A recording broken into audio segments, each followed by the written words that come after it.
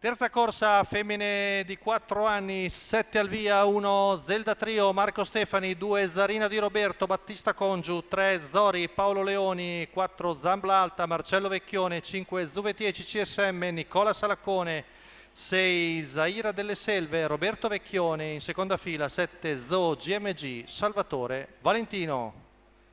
Rinuncia al lancio Zaira delle Selve. Parte con prudenza Roberto Vecchione.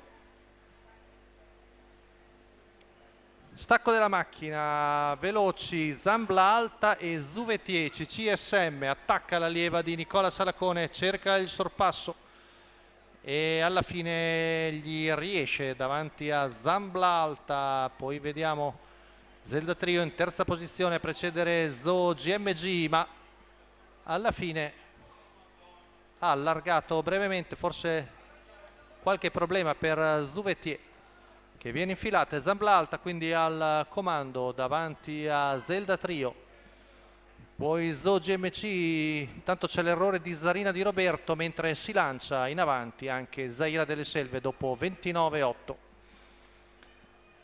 Siamo a metà della seconda curva con ora il comando Zambla Alta, Marcello Vecchione che arriva al paletto dei 600 metri in 45,5 davanti a Zelda Trio e Zo GMC. Intanto si ingamba al largo Zaira delle Selve.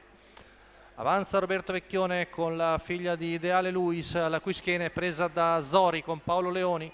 Tanto arriviamo al giro in 1 minuto e 4 decimi, molto ardente Zambla Alta in vantaggio davanti a Zelda Trio, Zaira delle Selve che si industria al largo trascinandosi Zori. Siamo ormai in prossimità del chilometro passato dalla figlia di Superlight in 1.15,6, sempre al secondo posto Zelda Trio, avanza Zaira delle Selve che oggi ha rinunciato a partire ma si sta dimostrando molto tonica al largo. Anche Zori sta avanzando nella sua scia retta di là, percorsa in 14,6, sempre in vantaggio Zambla Alta con all'esterno Zaira delle Selve, poi nella sua schiena c'è Zori, cede Zelda Trio, provano anche gli altri. Siamo a poco più di 200 metri dalla conclusione. Zaira delle Selve sta accentuando la sua pressione su Zambla Alta, retta d'arrivo. Zaira delle Selve cerca di distendersi e prende vantaggio.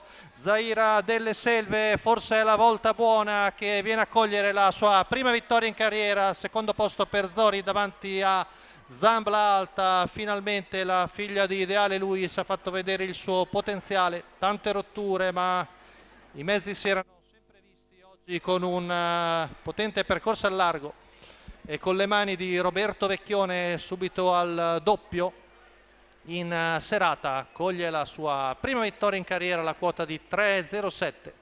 Secondo posto per Zori con Paolo Leoni, sempre a un buon livello, mentre al terzo la battistrada Zambla Alta. La guida di Roberto Vecchione, il training di Maurizio Visco, i colori della signora Anna Visco.